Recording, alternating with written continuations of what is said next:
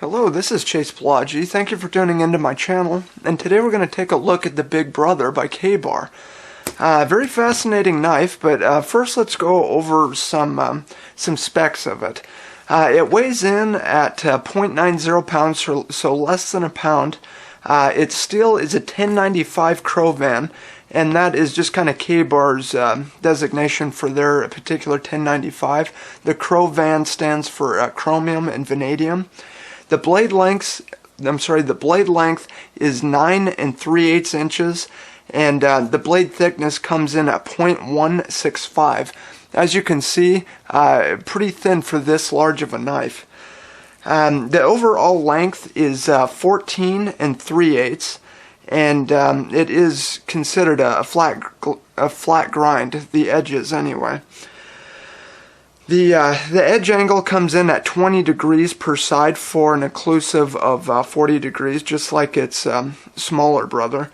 The handle material in this case is craton. You can see it's kind of rubbery, and that is one thing actually from pictures. It just seems from pictures a little more rubbery than it actually is. It does have a rubber feel to it, but it is hard. It provides grip, but it's not... there's not a whole lot of give to it. I mean, that was one misconception when I was looking at these knives that I did want to make clear. Now, you can also get this in a leather handle like this. This is just a regular USMC, but the handle would be just like that. The knife is made in Olean, New York, like the rest of them, right in the USA. And the sheath is made in Mexico. Now this is just this standard leather sheath here. Okay. Now my initial attraction to the Big Brother was that they retained that classic look and feel of the original, you know, with the clip point and just the overall, like I said, look and feel of it. That really kind of hit home to me, and I wanted to check it out, and so far I have to say I'm pretty impressed with the knife. But to understand what this knife can take, we should first look at how it's constructed. Now, the first thing they do is they use a shearing process in which the blade of the knife is punched out of a huge sheet of metal using a 100-ton blanking press. Then it gets its heat treatment, and from my little experience, Ka-Bar has one of the best heat treating processes for 1095 steel that I'm aware of. I mean, it does have some contenders, but they do a fantastic job. Now, in this process, though, the blades are run through a heat treating belt oven. It's just an oven, essentially, with a belt that it goes through, and it takes about an hour to complete this stage. Now, next is the tempering process, which is the last stage of Ka-Bar's heat treatment process. And the blades are tempered in an oven for several hours. This kind of results in the very tough steel that Ka-Bar is just generally known for. Now, the next thing they do is grind the blades. In the Big Brother's case, the edge, like I was just saying, is a flat V grind and is 20 degrees per side, like I just addressed there. But notice in the picture there, the thinner rat tail tang. Okay. Now, then they go through the handle finishing process, and the handle is made by compressing the leather washers onto the tang and shaping and coloring them. Obviously, this is going to be a little bit different for the craton version, but then, of course, I said lastly, but the pommel is attached then to the handle of the knife with the steel pin. The pin is pushed through the pommel and driven partway through the tang, and that's kind of what keeps everything together. But now that we know how it's constructed, its weakness is apparent to me. And I would say that the weak link is the rat tail tang. And because of that style of tang, I'd say that lateral stress would be its Achilles heel. Now, don't get me wrong, I have put Ka-Bars through some pretty serious testing, and they always came out on top. I mean, even to my surprise in most cases. But first of all, I want to make it clear that this would not be my first choice for a super hard use knife.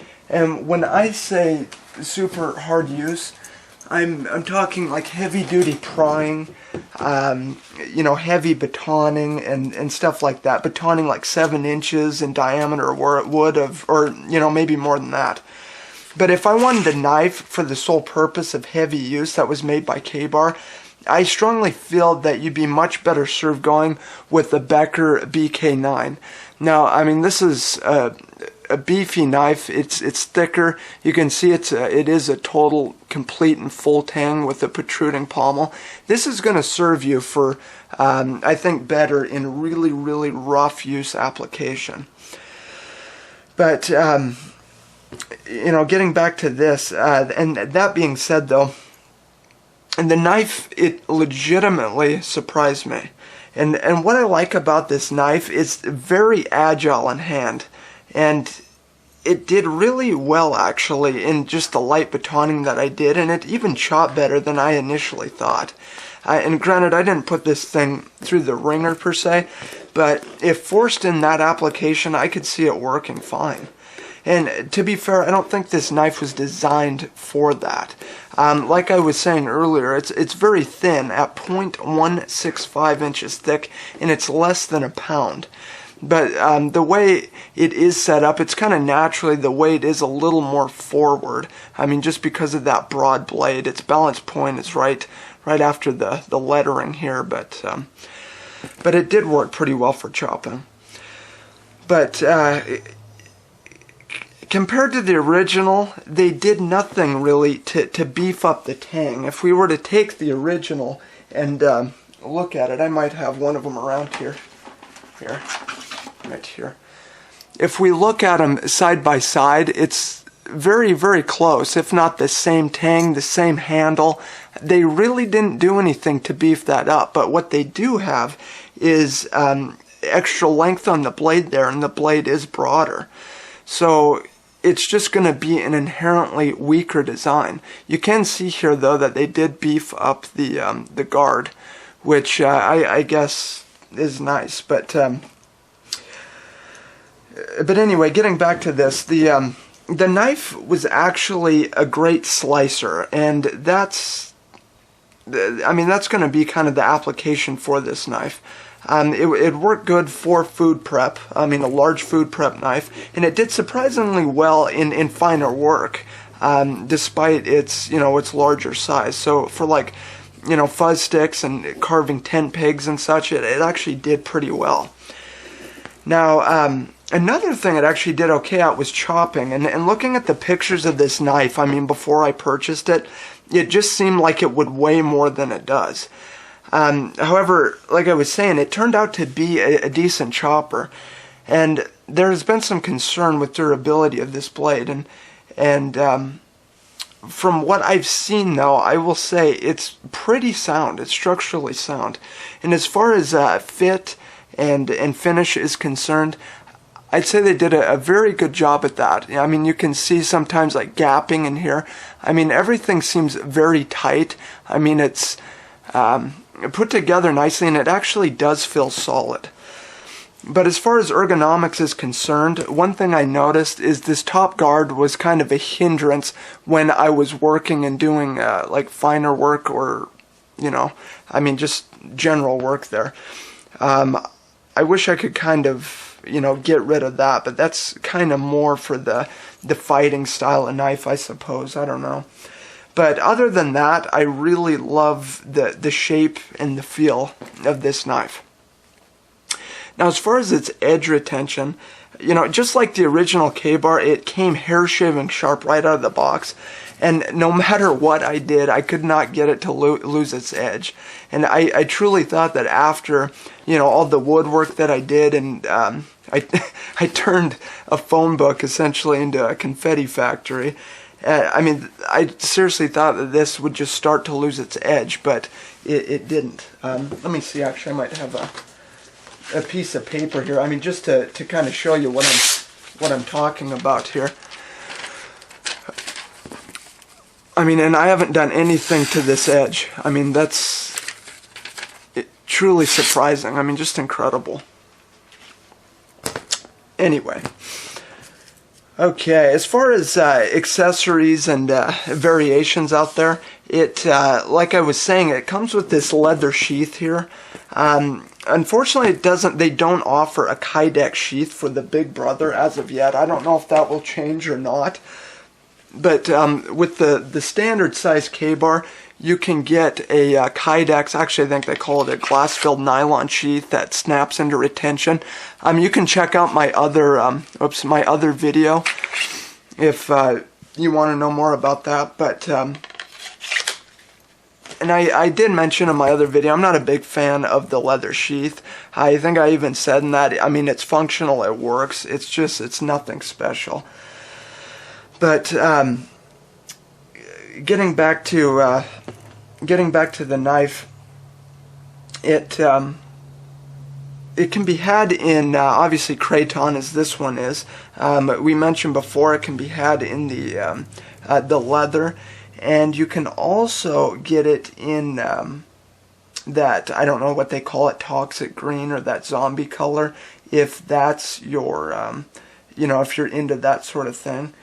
But if you're going to be around a lot of water, I would probably advise you to go with the craton handle, because it's going to hold up well and it's going to provide a better grip.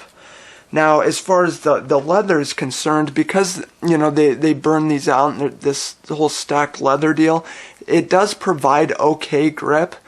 And they put like some sort of varnish or something on the handle itself, so it does kind of wick away any sort of moisture. So I don't think you'd be dead in the water with the classic style. I just think this is probably a better overall option if you're going to be around water and all of that. But I think the leather has better aesthetics, and like I said, it will be functional, but it's just more a matter of preference there. But if you prefer a larger knife, I think this one offers exceptional function and utility, as long as you recognize its shortcomings, and that's going to be, extreme heavy use. Okay, I think it'll fare well though in the long term as a chopper, a slicer, and just general utility. But this is not a knife that I would take if batoning is my primary purpose. But as long as your expectations are realistic and practical, I feel that this is a valid choice for a knife that is 9 3/8 inch long, I guess, the blade length. But it's easy to see the attraction of this. It's retained, like I said, its classic looking blade shape, and with the added benefit of these serrations on the top here, they may save your primary edge in some applications. But like the rest of the K-bar lineup, I'm forced to give this knife my seal of approval. It's been great. Can't say a whole lot of bad about that. But anyway, that is just a quick review of the K-bar Big Brother. Thank you for tuning into my channel and watching. If you have any other questions, or there was something that you feel I should have addressed, please just drop a line in the comment section, and I will get back to you. But until next time, this is Chase Palagi, signing off.